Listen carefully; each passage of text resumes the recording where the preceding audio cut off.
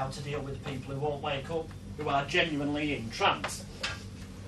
Okay, so they're doing the YMCA, and one by one, and I've recorded the YMCA, so it's about 5 minutes long, it's repeated.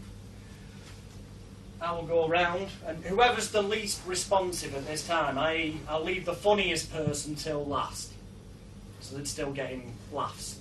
I'll just go along after a bit, and I'll tap one on the head and go, wide awake. Come on, give this volunteer number one a huge round of applause. So the audience start clapping. Off they go. A few seconds later, I'll go to this person. 1, 2, you're wide awake, give this person a huge round of applause. So the audience are clapping more, but that also has the effect of being good for their ego, which sets them off doing more. So you get to the point where you've only got one person left on stage. Then I'd start clapping and actually singing. And I can't sing, but I'm like, you know, I'm like going, YMCA, come on everyone, it's party time, let's see you on the chairs. And if you really hype, you'll get nutters in the audience stamping on the chairs at this point, joining in. You've got one person left doing it. I will then suddenly go up to them, unexpectedly, just go up and go from behind. I need to sort of demonstrate this movement on somebody. Can I just borrow you one moment, Marie? We're going to imagine you're sort of facing the audience here. So you don't know that I'm going to walk up to you from behind. And all I'm literally going to do with the last person, because the music's still playing, they're doing YMCA, just come up and go, and slip, relax, deeper, deeper, deeper. Shock to the system, because you knew something was happening. And literally, without warning, down on the floor. It looks dramatic to the audience. They're now back in trance. You just go deeper, deeper, that's wonderful. The music's still playing at this point. You go, when you awaken in a few moments' time, at which point that music stops and you play off music, which is what I use these days. There's no business like show business. It's not easy being cheesy. And the music starts slowly, quite quietly, and I go, I'm talking to the final person on stage. I'd like to thank each and every person out there who volunteered here this evening. You've all been wonderful sports. You have been the stars of the show. Ladies and gentlemen, when I send this last person back to the audience, I want you to give them a huge round of applause. That's not just for this person, it's for everyone that volunteered here tonight, making everyone feel good. 1, 2, and then you go through a quick sort of 1 to 10, but saying it really quick, waking thing. 1, 2, you're wide awake. There's only one person here. You can now, while holding their hand, because you've got the mic in that hand, stand up, take a bow. You walk to the front, keeping their hand in the air, because there's a psychological thing of, you know, you come forward like this, and so, ladies and gentlemen, give her a huge round of applause, take a bow, and as they take a bow, you lift their hand up in the air, which makes them stand back up, hands in the air for a few seconds, left there, psychologically keeps the audience applauding louder, trust me, it works, and you will walk them then to the side of the stage, you say, thank you one and all, have a safe journey home. You've got rid of your last person, so you're left on stage on your own. The music's starting to get that bit louder. Right. You're going to have your final line of the show, which, because by now the audience will have stopped clapping. So you want them to clap as you leave, and you want that applause focused on you. So they go out remembering having clapped you as well. Regards your lighting, ideally, at the start of the show, when those lights came on, a couple of spotlights at the front, just maybe one over there and one over there, make sure the lighting man keeps them switched off. With the amount of lights there are, this isn't really noticeable during the show, but when they get switched on right at the end, as you say the word good night, the lighting man switches those last 2 lights on, it suddenly becomes a hell of a lot brighter visually, which psychologically gets people clapping. My dad taught me that when he got taught it by the comedian Hilda Baker. It works. Bribe the lighting man. You know, if you're on a show with other people, they won't like the idea of bribing to tell them those fucking 2 lights ain't working. It's too late after the show when they've come on and you've got more applause than them. So you've got rid of your person, your music's getting louder, you come to the middle of the stage, and if you ever, these are just little stagecraft techniques, but if that's the front of the stage, you brought the person to the front, you don't just walk to the side to bring them off, you sort of go in a semicircular. So as you take them off, you're actually going further up stage, so that when you get roughly halfway there, like the tip of the triangle, then you start to come to the front. It just looks theatrically better and psychologically looks like you know how to work a stage, you've got stage presence, you're in control. You've got rid of them. So coming back from here, you would do a similar thing. So head up to centre stage, so that then you are centre to walk forward. You've got the mic down by your side. Ladies and gentlemen, you start talking. Ladies and gentlemen, thank you all for coming. If you've enjoyed the show, my name is Jonathan Royle. By this point, you're at centre stage at the front. If you haven't, my name's Paul McKenna. Thank you. Good night. On the bloody lights go, the music goes up loud, you take the obligatory bow, and off you pop. But not just straight ways off, actually sort of upstage, the back end of what we call the side of the stage, which is the wings, so you actually go off towards it. It just looks visually better. You put all that together, and, well, you've done a stage hypnosis show. The only two things we haven't covered is the psychology of the pre-script and what to do if somebody doesn't wake up. So, we'll cover what to do with somebody who doesn't wake up in a minute. We'll cover the pre-script first. The script, as I advise you to use it, is on the CD-ROM I'll be giving you to take away. It's also on various DVDs at live shows and seminars and stuff that you'll have the opportunity tomorrow to acquire these wonderful DVDs at a price that feels right for you. Yeah, that's good, because it's great when you laugh, because actually, you know, laughter, when you suggest something to somebody, if they laugh, it actually helps embed the idea in the head, because laughter releases serotonin and endorphins in the brain, which is the feel-good chemical, so it attaches value to it. Right, the opening thing. It's partly so it sounds like you're in control, you've done this hundreds of times, even if it's your first show, you never admit that to anyone. You've been doing this for years, haven't you? Secondly, it's so that you sound like a nice person. Thirdly, it's to put to rest any misconceptions they may have, or rather fears, which are quite founded, because once someone's genuinely hypnotised, you can get them to do whatever the fuck you want. If they're genuinely hypnotised, you can do the stuff that I've been accused of. Yes, you can. I'm not saying or suggesting that I've done all that, but just let me tell you, it can be done. But you want to put that idea out of the head, so they're more relaxed about volunteering. Hence certain comments. Health and safety reasons. Thank you. Health and safety reasons, because, and the law, because there's certain laws relating to hypnosis I'll cover briefly, but health and safety and law reasons, because the law says you can't hypnotise certain types of people. Now I think the law's a fucking ass. But, from a health and safety point of view, I tend to agree. For example, a pregnant female. If she's heavily pregnant or prone to miscarriage, it might not be the best idea for her to be jumping around on stage like Madonna. It's got nothing to do with being hypnotised, it's the act of jumping around on stage like Madonna. Okay, the hypnosis in and of itself is safe, but the action of dancing around like Madonna for a pregnant female could be dangerous. If someone is epileptic, it's got nothing to do with the hypnosis, bollocks. But there could be light-sensitive epilepsy, and getting them to stare at stage spotlights could be what triggers them on. Or it could be the perceived stress or tension of participating in a strange environment stage show that could set off that stress that sets off the epilepsy. Now to do with hypnosis itself. Asthmatics, the other ones, nothing to do with hypnosis, but jumping around, get out of breath a lot easier. They're all sort of common sense things. You've got heart problems again, physical exertion. So all the things we covered are the ones that, it's just health and safety really. Once you've said it, you've also covered yourself in law, so that if those people choose to volunteer, fine. But it just covers you legally, ethically, morally, and, well, on all levels really.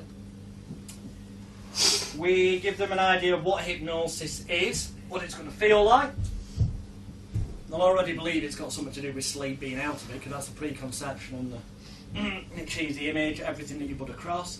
But with the comment, the little jokes, that it is relaxing like a joint of Moroccan black, whether people smoke drugs or not, they'll have an image from what they've seen on TV of people being out of it, so it's further embedding that idea that it's way spaced out of it sort of thing. And psychologically brainwashing them, that's the other bit of the script.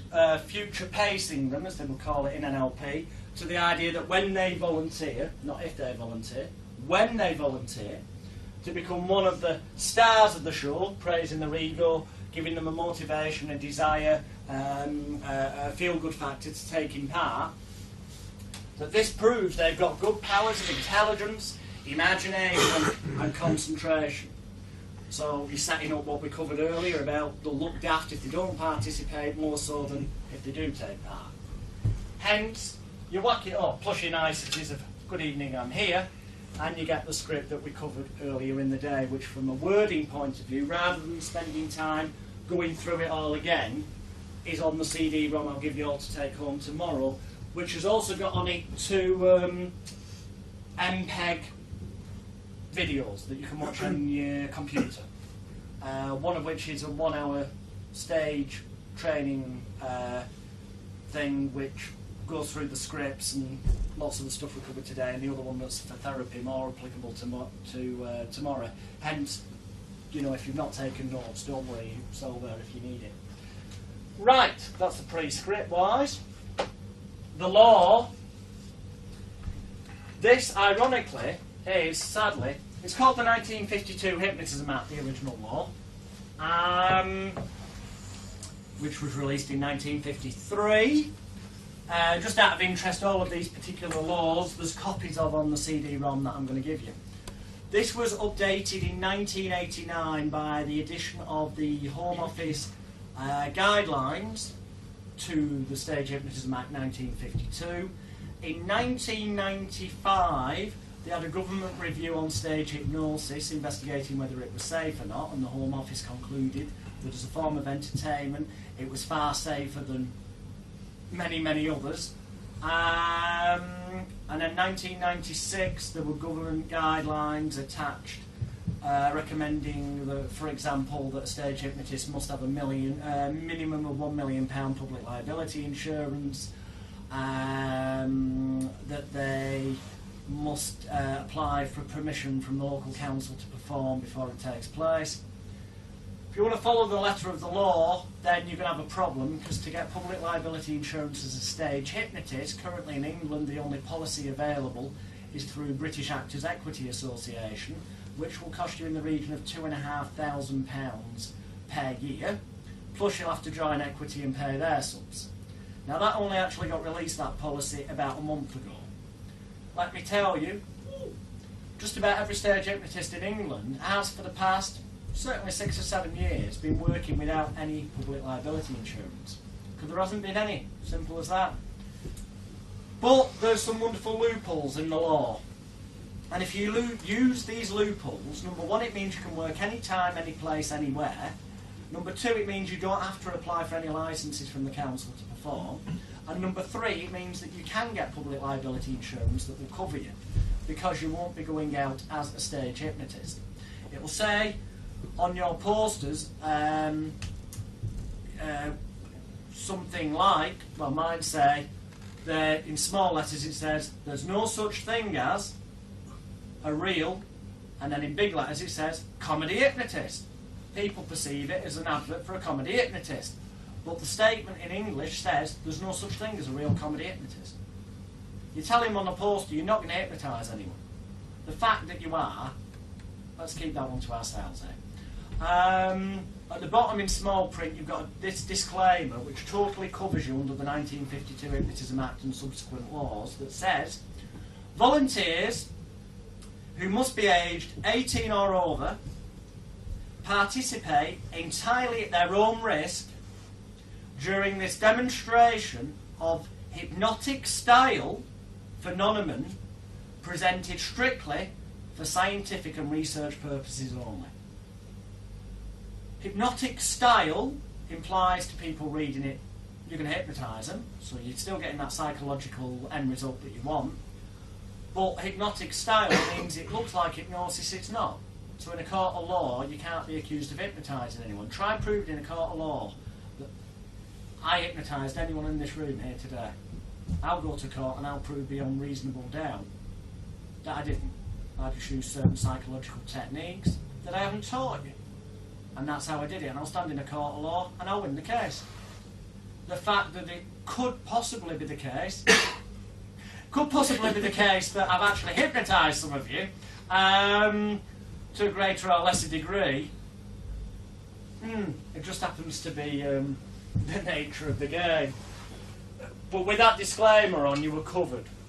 So then you don't have to apply. The only trouble is some licensees who know about the new Licensing Act 2003 are aware, because it said in their guide manuals that hypnotism is a prohibited form of entertainment.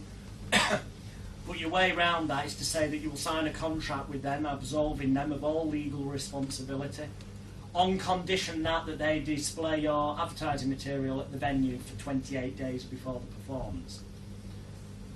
Because then it's justifiable that everyone knew in advance of taking part entirely at their own risk. In terms of insurance, if you are doing this for research and scientific purposes, what's research? Well, in Japan it's illegal to kill whales. But every day whales get killed for scientific research, justified by we're testing a new harpoon, we're testing this. So it is here. You're collecting data, information, on the effects of stage, hypnotism style things on people of different ages, sexes, locations, with the intention of publishing your findings at some time when in the future, who knows. How much research do you need to do? And that's justifiable in law that you've been doing research. And Section 5 of the 1952 Hypnotism Act clearly states, nothing in this Act shall prohibit the demonstration of hypnosis other than at or in connection with an entertainment if presented for scientific or research purposes. Now here's the interesting bit that most hypnotherapists don't know. The 1952 Hypnotism Act also applies to hypnotherapists. To be technically 100% to the letter of the law, if you're doing a group therapy session in a public venue, or even a private club for that matter, you technically should be applying for a licence to present this to the local council. However, that is why I would say even when you're doing group sessions, it should somewhere on there in small print near the bottom say, presented strictly for scientific and research purposes only. Because that way you're exempt from the 1952 Hypnotism Act. I've never heard of a therapist yet getting charged under the 1952 Hypnotism Act, but we're living in an age where we're getting more like America and we're getting more and more wagon jumpers, so it's best to protect yourself up front rather than thinking like, if only I'd have bought that little phrase on, how much easier it would have all been. So you've got all these things together, and that's it, you're a stage hypnotist. The only thing missing is really big balls of steel, because it does take quite a bit of ball to get up in front of a lot of people and do something that tangibly, a lot of the time, will be nothing other than complete and utter bullshit. Some of the time will be genuinely hypnotising people, or if you want to take it to the extremes. Let's put it this way. If you go away and practiced and you were going to do stage hypnosis, if you've got the bottle and you remember everything I've taught you, I like that embedded command. You remember everything I've taught you, then you will realise that by observation, looking at people, the REM, the chemicals are being released, by the conditioning, by stacking these suggestions on top of each other so they've come to believe it works for this suggestibility test, that one, and then the induction, that you can get them to a point whereby you can look at them and think, that person is already starting to flutter their eyes before I'm asking them to. This person is highly suggestible. In which case you can walk up to them, take them by the hand, look at them, say nothing, pull them gently towards you and do what I did earlier. It takes guts. Even I was shitting myself doing it earlier, I'll be honest with you, because if it hadn't have worked, what a tit I would have looked as the one teaching you all. And if you've got the bottle, when you spot people that are going to be suggestible and that you feel that you can, you know, sort of in rapport with, which because you tend to be breathing at the same pace and rhythm and stuff, you can stand them facing away from you and really fuck up every other stage hypnotist on the planet, because they fucking can't do that. And the one time I did do it, every stage hypnotist who saw me do it said, "Oh, you're back to using stooges, are you?" No, we didn't set anything up, did we? No. Fucking, so for the fucking camera, bollocks, I know something you don't. I might send that to a certain person. Oh, can't imagine who. Right. I just briefly mentioned Hitler. I'm not going to bore you with stuff like that. And it's nothing personal, Chris. It's nothing personal mentioning Hitler or anything like that. It's just that your grandfather bombed our chippy, you know. No, I jest. But if you look at political leaders and people like Hitler, Hitler was one of the greatest hypnotists of all time. It's said of him that he hypnotised an entire nation into believing what he was saying. But if you get old videos of him, which you can buy DVDs on eBay for next to now, Hitler and bloody Goebbels flipping, waffling shite. Don't matter what they're saying, how offensive it is, ignore that. That isn't what it's about. You look at them and you'll see that at the beginning there is music before he comes to the podium. Sorry, I'll substitute the word on stage, but basically to the podium. There is music, there is a build-up. On comes Goebbels, or whatever the fuck he was called. And he tells a few jokes. Don't know what they are, but the audience laugh. He does the warm-up act, as it would be in show business, like the singer who was on before the stage hypnotist. He goes off. There's a bit more music. It gets louder. There's a voiceover. Oh, sound familiar? There's a voiceover. And then Hitler's introduced. He walks on, centre stage, stops, pauses for a while. Goes like that with his hands up in the air. In other words, applaud more. I am your great master. They're getting into it. Clapping actually also helps release serotonin to the brain and endorphins, which is the feel-good chemical. The more you can get them doing that, the more they're in a suggestible state so that stuff goes in and it's easier to brainwash them. He takes them to stage. Sound familiar? He then does his pre-talk. He starts off quite quietly. And as it goes on, it gets louder. And whenever he says something that, when you look at the subtitles, is questionable, depends on your matter of opinion, but I'd say it's slightly in bad taste and questionable, his hand goes up in the air and he gestures, so he's anchored it to this movement. Let me see, what's that movement? That movement is the Heil Hitler movement. It's the Who Wants to Volunteer movement. It's the Put Your Hands Above Your Head movement. Why? Because that physical action also helps the release of the chemicals in the body, which makes people more suggestible. That is true. So, you know, watching stuff like that is also quite useful. Talking of chemical releases in the body, there are the side effects of stage hypnosis.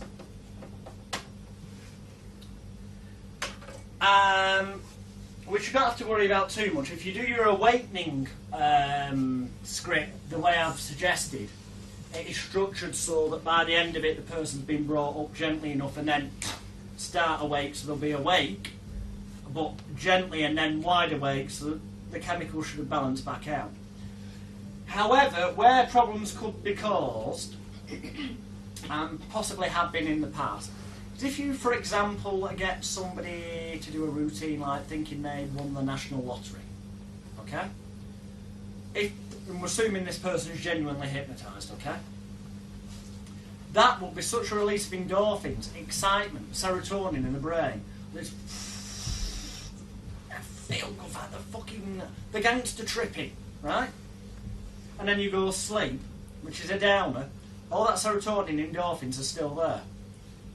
Now, I have seen stage hypnotists in the past then make the fatal mistake of doing one or two things. Either number one, going on and doing loads of routines with other people and not going back to that person for a long time, which then feels a bit like rejection, which sets off negative brain chemicals, and there's a totally fucking Molotov cocktail going on here because there's too much serotonin and endorphins. And yes, then, if that wasn't attended to, the person sent back to the audience could feel down, depressed.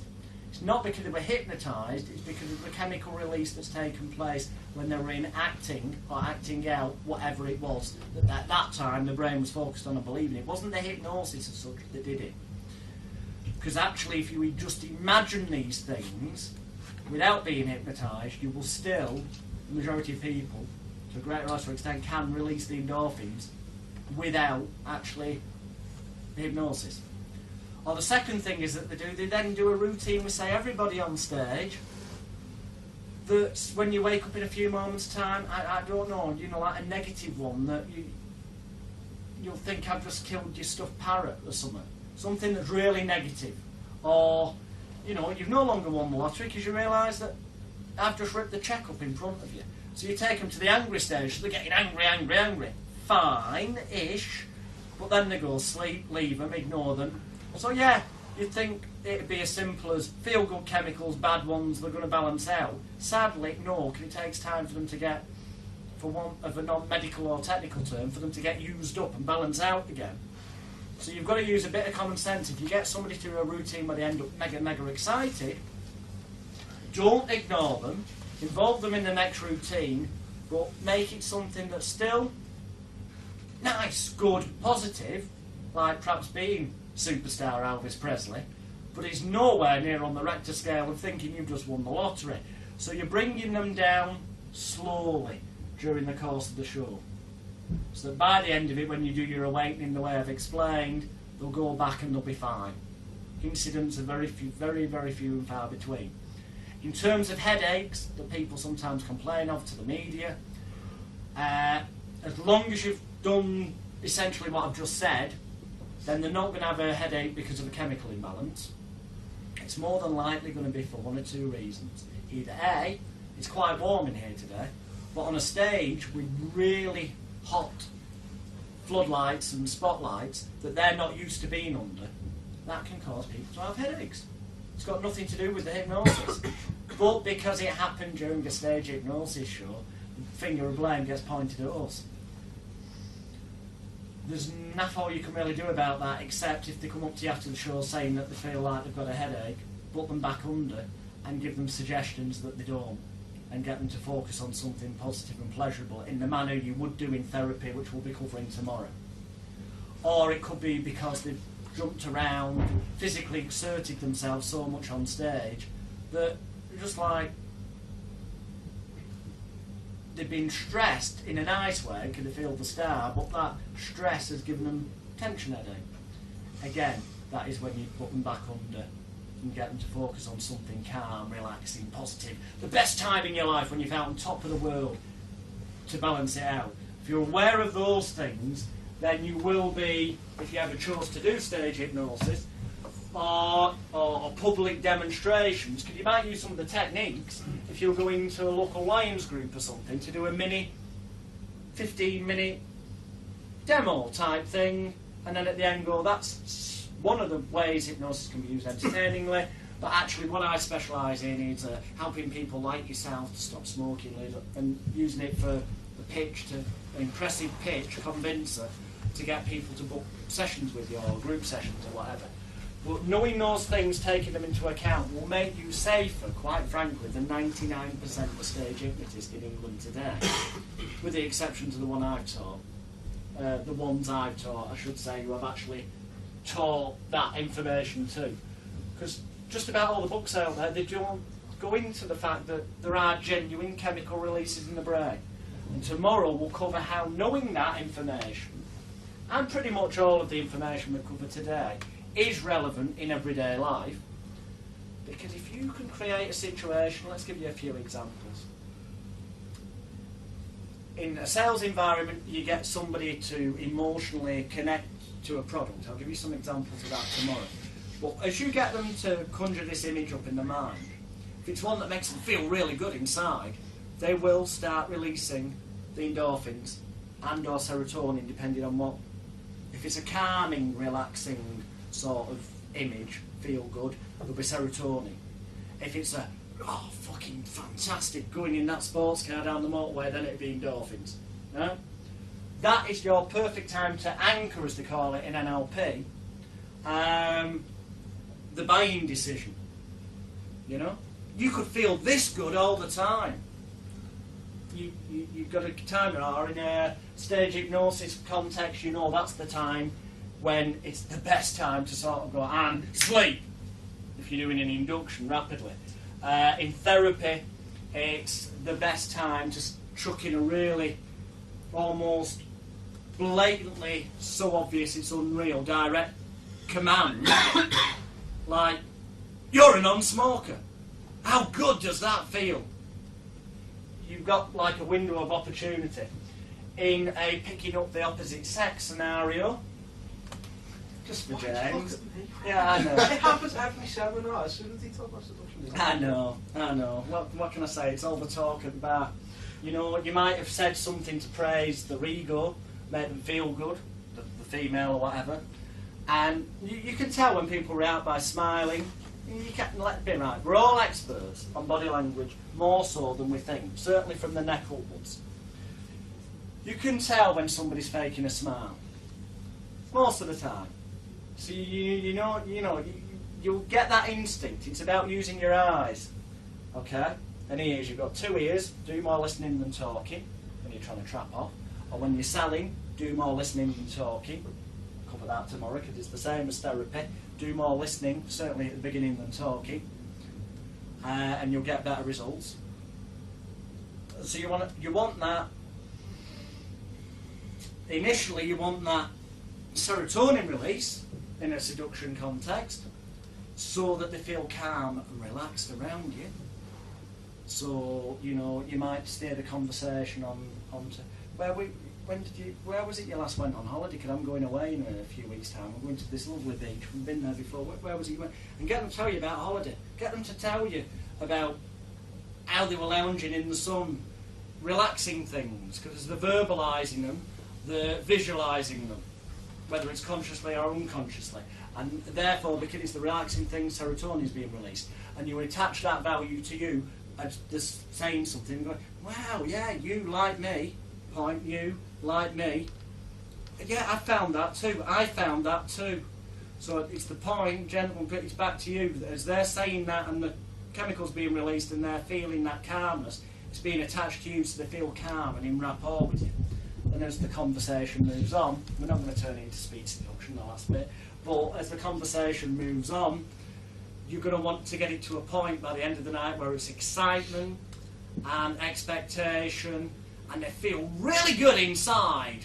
And and throwing in lines into the conversation, that makes me feel good too. Or an opening one, you'll spot the embedded command miles off now. I would fucking hope so. Anyways, you talking about something here. You like me probably find that coming here is it's best on a Thursday night, isn't it? Get them agreeing. The more you can say something that you know is likely to get a yes. So if you're in a club where Thursday's the night, the more you can get them saying yes to you as well, it's acceptance, the same as in sales. The relaxed element, serotonin, relaxed holiday images near the start, calms them down, puts them in rapport with you. Comments later on like, I've got to be honest, I didn't want to tell you when I first approached you, but you just blow me away. You're really absolutely gorgeous. I'll slow that down. I didn't want to tell you earlier, but it's like you blow me away. Slow down, it's so fucking obvious. In casual conversation, when you're talking with your hands all the time, so you've got to sort of talk a bit with your hands so it doesn't suddenly look like gone off on one. You would be anyway, because you're attaching value to it, you like me, pointing. That is sort of an embedded command of, well, you know what it's an embedded command for. But the mental image, like it a lumpy, will start to grow. And as you then later on in the conversation, you might change the subject to roller coaster rides. And, I'll give you an example. A little game I played with women, and I don't know how the fuck I get away with this, but Have we got any female in the room that's actually prepared to... well, people are watching. Let me just... I'm not going to sexually molest you or anything, I promise you, but just let me demonstrate this, because it would be so wrong on so many levels to do this with a blow. For me, personally, that would feel bad. That's not what you said. You are? Well, listen, sweetie. No, who's getting funny? You're gonna... No, this is the part where she goes, no, definitely not, no. Oh, for science. For science, it's not bad. You're not going to remove any articles of clothing. It's non-sexual. It's just... Tell a bit more about it. Just somebody have a say. Go on. Sit down and think Give her a round of applause. Obviously, somehow you're going to work this into normal conversation in a pub. But as you'll probably see me do tonight, somehow I have this remarkable knack of doing that. You might have steered it onto roller coaster rides. It doesn't really matter. You've not told anyone. Ideally, this works better if people don't think you're a hypnotist. It's 10 times harder for me because they tend to know my reputation and think, oh, you know, we know what he's up to. If they don't think you're a hypnotist and you do something like this, then the chances are it will be far more effective because there's no resistance. You're just playing a little game. So you talked about roller. Have you ever been on a roller coaster ride? Yes. Yeah. Whereabouts was that? In Copenhagen, in Tivoli. That was a really fast one. It was. Yeah, tremendous. I could have been on that big one in Blackpool. And you see, this is bad. Because you're going to spot the embedded command so much, but in normal conversation, normal people who don't know about embedded commands, language patterns, semantics, words meaning different, wouldn't, okay? That's why I just had to mention that, because otherwise I'm just going to crack up at how blatantly obvious this is going to appear. So, you know, should we play like that? I had this game played on me in a pub the other day. Take the blame off yourself, straight away. I had this game played on me in a pub the other day. It was a bit bizarre. I'll tell you what, I'll just go and get another drink. What do you want? You go and get them another drink, sit down. It's like you've gone off on it. It's not that important. It's no big deal. Oh yeah, that game. I'll tell you, you're any good at imagining things? Do us a favour. I'll sit over here and you do the direct opposite of what a fella who was trying to pick somebody up would do. You move away from them. You're making them feel safe, disarming. You do the direct opposite of what people expect. Just to give you some space to relax. Tell you, just close your eyes. I can guess you've probably been in a car at some point. Yes. Yeah? Well, just close your eyes in a room. And I want you to imagine, have you ever been, in a car and you go over one of those humpback bridges? Yeah, that little feeling you get inside down there, yeah? No, it's really, I don't know, some people say that's a really nice feeling. That's good, it's good to smile. They reminded me, that feeling's quite similar to when you're going down the roller coasters and you go down that big dip and you suddenly feel that feeling inside, yeah? Well, I sort of don't like them because I'm afraid my tyres will break. Right, okay, that's fine. Now you'd have to reframe this now. I'm usually the driver myself. Oh, right, okay. So, but on the roller coasters, you like that, yeah? Yeah. That's good. Is it the anticipation of going up or the going down? Going down, yes. Right, I'm not going to take this much further. Open your eyes, Aaron. You're right, fine. Thank you for having the ball to I'm not going to take it. I think you kind of get the idea that it's very easy. If that was in a pub, nobody would, unless they knew you were an hypnotist, nobody would have any bloody clue that just about every single word that was uttered there was sexual. Or at least could be perceived that way. But by the same token, would be perceived by anyone else around us listening as, what the fuck are they going on about? Roller coaster rides and humpback bridges. You were somewhat, I'll give you this, you're the first woman I've met who's not referred to the going over the humpback bridge feeling as pleasurable. That's normally number one, but you can always go off on one. Humpback bridge, stacking the anchors, they call this in an LP, but also when they say yes, oh yeah, that is good, making a noise, because their eyes are closed so they can hear it, then roller coaster, then, just imagine what it'd be like if you won the lottery, how good that would feel. What you did, yeah, stack the anchor, and just imagine if you could date anybody on the planet, your ideal partner, and this is where you're going to Freudian slip and just say something like, your ideal partner, right with you here now, realising that would be perfect for you, and you just fucking chuck it.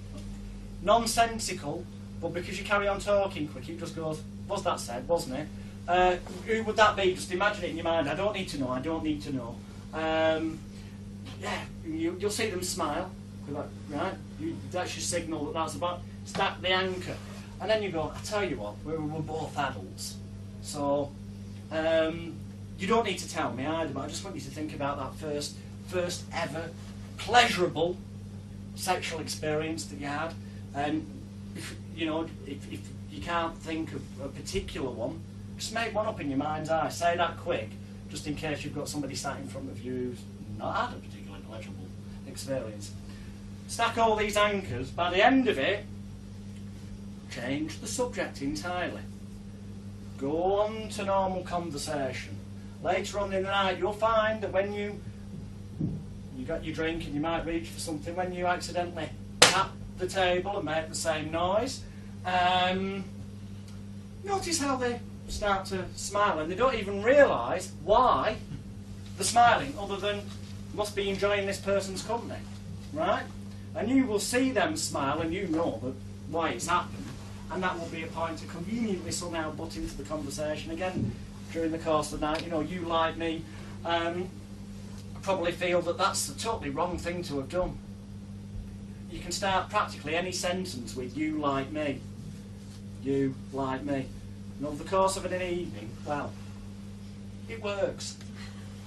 But it's all about, the point of that story was that all these things that we've covered today and talked about, although we've done it with the focus on stage hypnosis, the fact is the techniques, the psychology, the chemical releases, all of the elements that make up what is stage hypnosis, some of those elements are involved in therapy. Some of those elements are involved in speed seduction. Some of those elements are involved in selling stuff, making people feel good, attaching emotion. Just about the majority of the elements are involved in doing group treatment sessions, because it's like putting on a mini show but with a positive end result treatment for people. So that basically is all you need to know to be a stage hypnotist. But before we end, are there any questions? I've read your book. Which one, the black one? Yeah. Yeah. Are there any more? Are there other books? I only thought you had one. I think it's called. The hypnotism one? Yes. Yeah, it's right. I've got a psychic book book as as well. CMC, Yeah. I think. And it says that you should also use some subliminal CDs. What is that? Is that music with your voice on it, on top of you speaking live? Right. Subliminal. Yeah, it does say that in the book. Subliminal, allegedly, is your voice or somebody's voice recorded at a level down here, where then, through music editing software, the music goes on top. When it's played back, all you consciously hear is the music, but subconsciously you allegedly hear the words, but without any conscious resistance, so therefore you're more likely to act upon it. I have always said I don't believe in subliminals on other events. However, Coca-Cola, I mean, they did it visually by putting a frame in a film, and it was shown that it could have been a coincidence. To do that. It is. They used to do it with hot dogs and popcorn in cinemas many moons ago. Alright. And apparently sales did go up.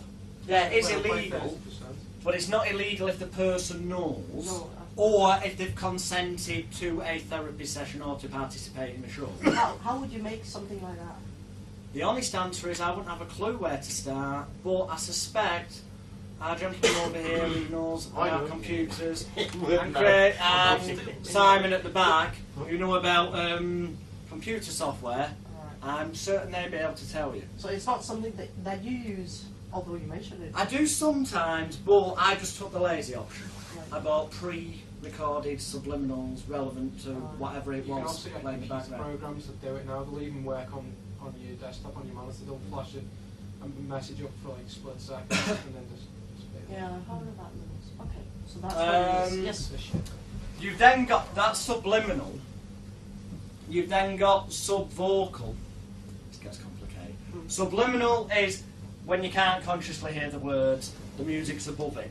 Sub-vocal with music is where you basically take a music track and record over the top your voice doing an induction. Yeah, like sleep here and...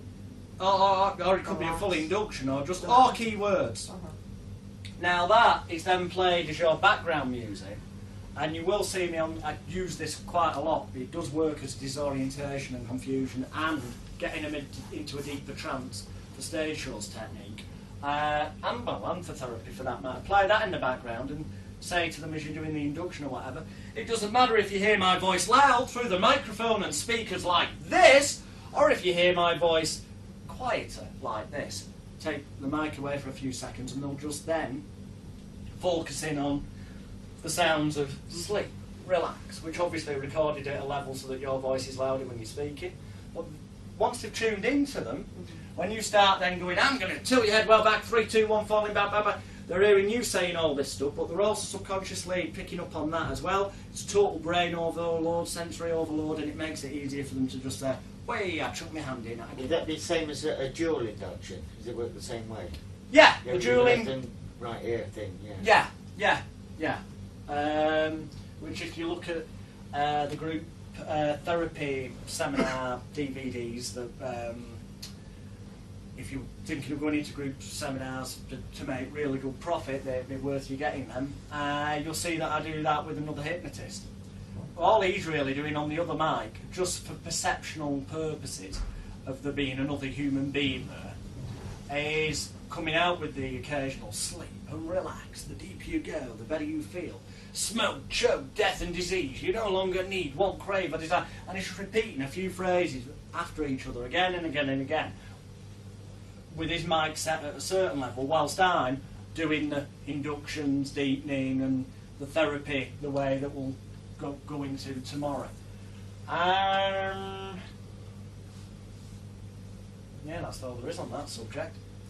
Is that about the royalties and the music? How do you get that together? What is it? Right, okay. I'll let you answer this one, if, David, if that's okay. Yes, no problem at all.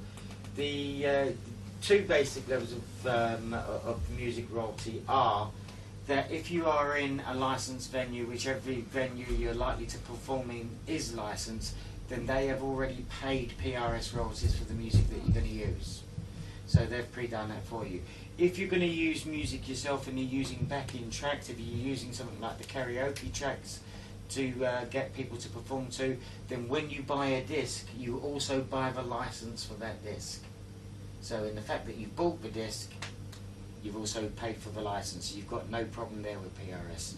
All of the PRS comments you're likely to get when you're out and about, and I do this, I get this all the time through performing 2 tracks, is PRS might come along and see you at a venue. They are simply going to want to know what tracks you're going to use and who they're originally pertain to, so that they can go back and divvy out the money that they've already got to the right people. And that's it. So there are no real performance worries in using tracks. There are also a lot of royalty-free tracks that you can get anyway.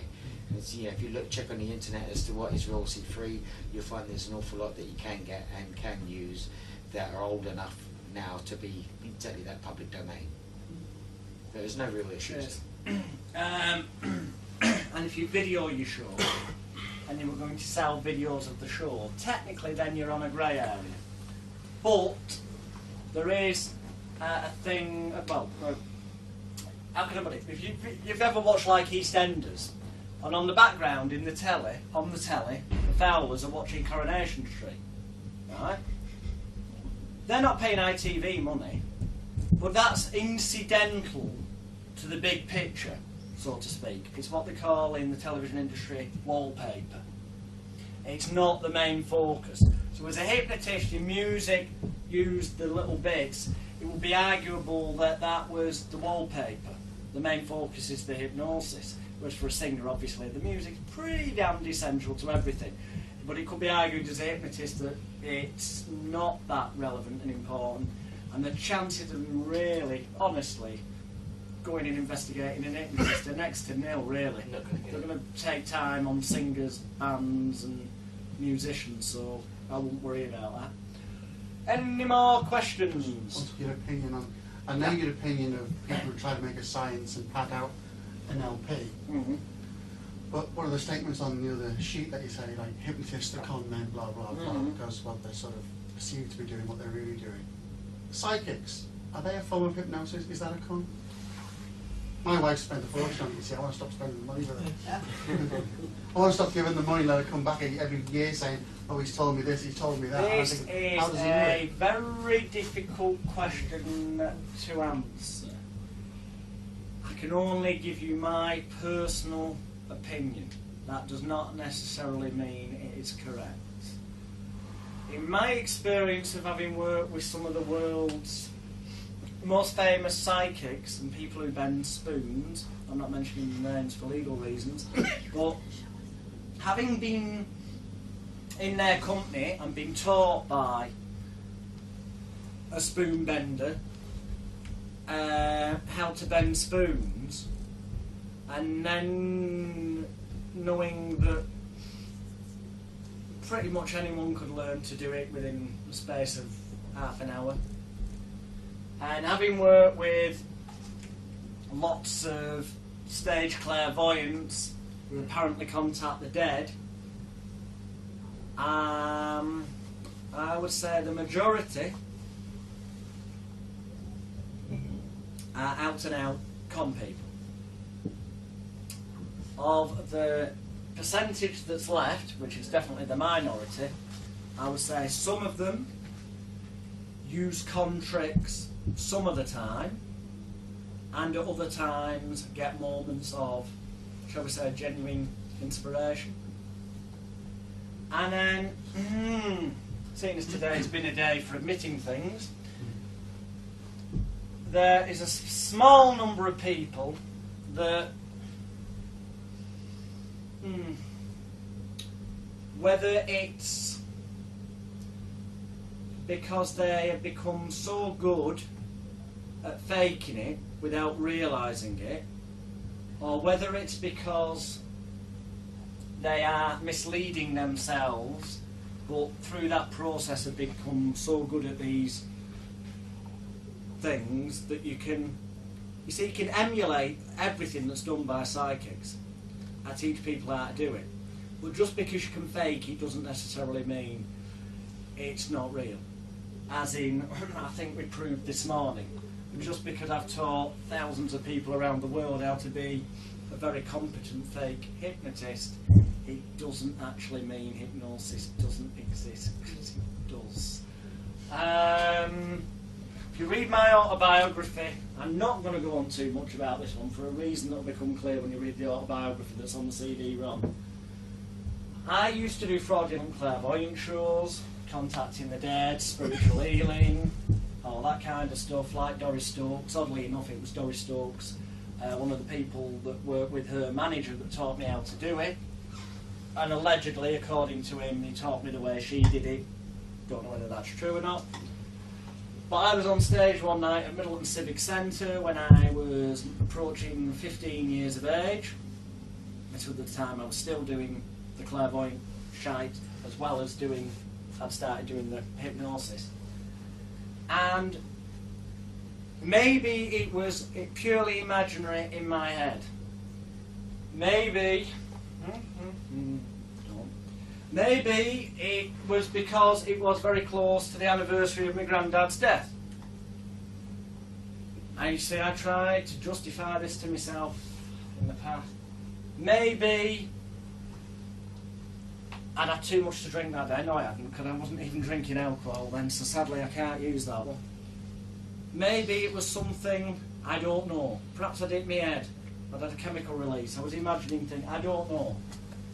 But for one a better reason, justification, excuse or logic, I had the shit scared out of me.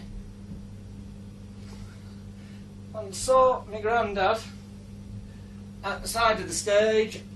Whether that was imagined or real or what, I'm fucked if I know. I don't really care too much. They say it's the living you should be scared of, not the dead. And that's the day I stopped doing fraudulent clairvoyant shows, because it scared the crap out of me. But more on that's in my autobiography, because otherwise I'm going to lose the plot here. Next, any more questions before I do lose it? I hope we just about covered it on the subject of stage work. I think we pretty much have. Yeah. Tremendous. In that case, tomorrow morning we will be starting at 10 AM on the dot. Tomorrow's all therapy, but in terms of group work, one-to-one, this is a fucked up bit, may as well tell you, spiritual healing as well, on a certain level, i.e. actually reaching into people and pulling their problems out. And also how all these things in NLP terms would relate, for example, to selling and other stuff like that. Yeah. Last time I had, like, you were selling books at the end. Will you be doing that this time around? Tomorrow, thank you. You say, I love the way you kept me the line there. Tomorrow morning's break at lunchtime and tomorrow afternoon, and also after the event tomorrow, we will have a range of DVDs and books and stuff on sale. Everything you may or may not have seen on the website. There's everything there from marketing your business, getting clients, to specific for things like Secrets of Hypnotic Success is specifically related to sales and marketing and attaching value to stuff. There's stuff on, there's everything. And for those who weren't at the Millionaire Seminar a few weeks ago, the newly released Millionaire Plan, How to Retire a Cash Millionaire Within 3 to 5 Years, available for DVD from millionaireplan.net. And as always, we will give you, as an attendee here, massive discounts that will make you feel really good inside to make that intelligent buying decision. Thank you, James. So yeah, if we can get here at 10 AM in the morning, that'd be brilliant. Those of you who are stopping at the travel lane, I'm going practically directly there now to drop my stuff off, check in, but I'll be back in the bar upstairs. Hopefully before, but no later than 6:30. So mine's a pint of lager. I'll see you in the bar, and let's all go and get pissed and have a party. Thank you for listening. I'll see you later on in the bar. Thank you.